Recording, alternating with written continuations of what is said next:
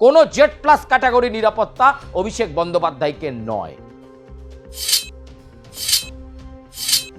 রাজ্যের বিরোধী রাজনৈতিক দল হিসাবে তৃণমূল কংগ্রেসের নেতা কর্মীরা মার খাচ্ছেন, রাস্তায় পড়ে পড়ে মার খাচ্ছেন। অভিষেক বন্দ্যোপাধ্যায় একবারও জেলায় পৌঁছননি।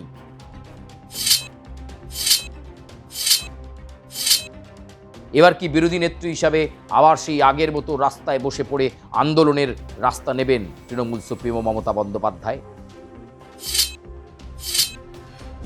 নমস্কার, আমি সুচারু।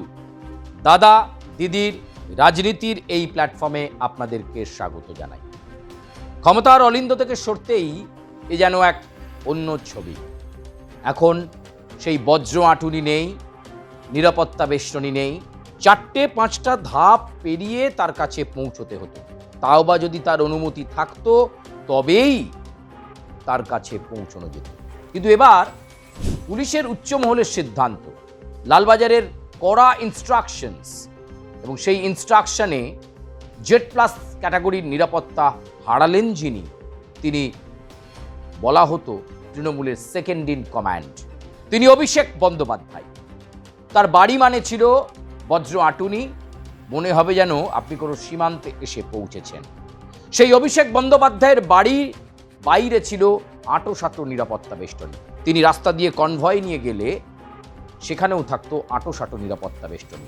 জেড প্লাস ক্যাটাগরি নিরাপত্তা পেতেন তৃণমূলের সর্বভারতীয় সাধারণ সম্পাদক, ডায়মন্ড হারবারের সাংসদ অভিষেক বন্দ্যোপাধ্যায়।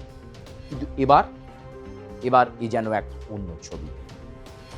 সবেমাত্র পুলিশের পক্ষ থেকে ইনস্ট্রাকশন এসেছে, তারপরেই সকাল থেকে তার বাড়ির বাইরে থেকে উইথড্র করা হচ্ছে অতিরিক্ত পুলিশ কর্মীদের।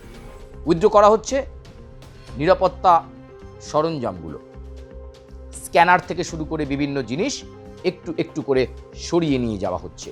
একজন সাংসদ যতটুকু নিরাপত্তা পেতে পারেন সেইটুকুই পাবেন অভিষেক বন্দ্যোপাধ্যায়। আর কোনো ভিআইপি ট্রিটমেন্ট পুলিশ তাকে দেবে না। একেবারে অরক্ষিত হয়ে গেলেন অভিষেক। একেবারে এমন একটা পরিস্থিতি যেখানে রাজ্যের বিরোধী রাজনৈতিক দল হিসাবে তৃণমূল কংগ্রেসের নেতা কর্মীরা মার খাচ্ছেন, রাস্তায় পড়ে পড়ে মার খাচ্ছেন। অভিষেক বন্দ্যোপাধ্যায় একবারও জেলায় পৌঁছননি। বর্ধমান, বীরভূম, বাঁকুড়া, হুগলি, উত্তর 24 পরগনা, দক্ষিণ 24 পরগনা, সর্বত্র তৃণমূলের পার্টি অফিস দখল হয়ে যাচ্ছে। সেই সময় নীরব অভিষেক বন্দ্যোপাধ্যায়। তার উপর এবার পুলিশ তাকে আর কোনো ভিভিআইপি ট্রিটমেন্ট দেবে না। একজন সাংসদ যেটুকু নিরাপত্তা বেষ্টনী পেতে পারে ওইটুকুই। কোনো জেড প্লাস ক্যাটাগরি নিরাপত্তা অভিষেক বন্দ্যোপাধ্যায়কে নয়। তাই ভবানীপুরের শান্তিনিকেতন, যা অভিষেক বন্দ্যোপাধ্যায়ের বাড়ি নামে পরিচিত, সেই বাড়ির বাইরে খাঁ এখন ধুধু অবস্থা। একটা সময় এই রাস্তা দিয়ে যেতে গেলে পুলিশকে অনেক কৈফিয়ত দিতে হতো। শুধু তাই নয়, পুলিশকে অনেক প্রশ্নের মুখে পড়তে হতো। আর অন্যদিকে কালীঘাটে মমতা বন্দ্যোপাধ্যায়ের বাড়ি, সেটাও এখন অবাধ যাতায়াতের রাস্তা। আগে ছিল পুলিশের স্বয়ংক্রিয় গেট। সেই স্বয়ংক্রিয় যে গেট, সেই গেটকে পেরোতে গেলে সাধারণ মানুষকে অনেক কৈফিয়ত দিতে হতো। পুলিশের পাস মিললে তবেই তারা মুখ্যমন্ত্রীর বাড়ির সামনে দিয়ে যেতে পারে। কিন্তু সেসব এখন অতীত। কালীঘাটও আর ভিভিআইপি জোন নয়।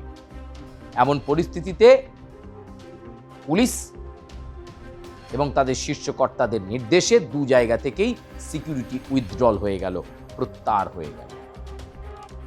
একদিকে এখনো পর্যন্ত মমতা বন্দ্যোপাধ্যায় বলছেন 100টা বিধানসভায় দুর্নীতি হয়েছে, কারচুপি হয়েছে। তিনি এখনো পর্যন্ত মুখ্যমন্ত্রীর পদ থেকে ইস্তফা বা পদত্যাগ কোনোটাই করেন। এরই মাঝে 9 তারিখ ভারতীয় জনতা পার্টির সরকার, বিজেপির সরকার শপথ নিতে চলেছে ব্রিগেড প্যারেড গ্রাউন্ড থেকে। কিন্তু তার আগে এখনো নিশ্চুপ। এখনো মমতা বন্দ্যোপাধ্যায় বলছেন যে তিনি ইস্তফা দেবেন না, তিনি পদত্যাগ করবেন না। আর এমন পরিস্থিতির মধ্যেই একটার পর একটা অনভিপ্রেত সিদ্ধান্ত আসছে। আর সেই সিদ্ধান্ত এলো এবার জেড প্লাস ক্যাটাগরির নিরাপত্তা নয়। অভিষেক বন্দ্যোপাধ্যায়ের বাড়ির বাইরের ছবিটাও তেমনই, কালীঘাটের ছবিটাও তেমন। সত্যি এটা ভাববেন বাংলার মানুষ। যারা যখন পাওয়ার করিডোরে থাকে তারা তখন সেই নিরাপত্তা বেষ্টনীকে নিজেদের ইচ্ছা মতো বাড়িয়ে নেয়। পাওয়ার করিডোর থেকে আপনি ছিটকে গেলেই, ক্ষমতার কেন্দ্র থেকে আপনি ছিটকে গেলেই সবটা শেষ।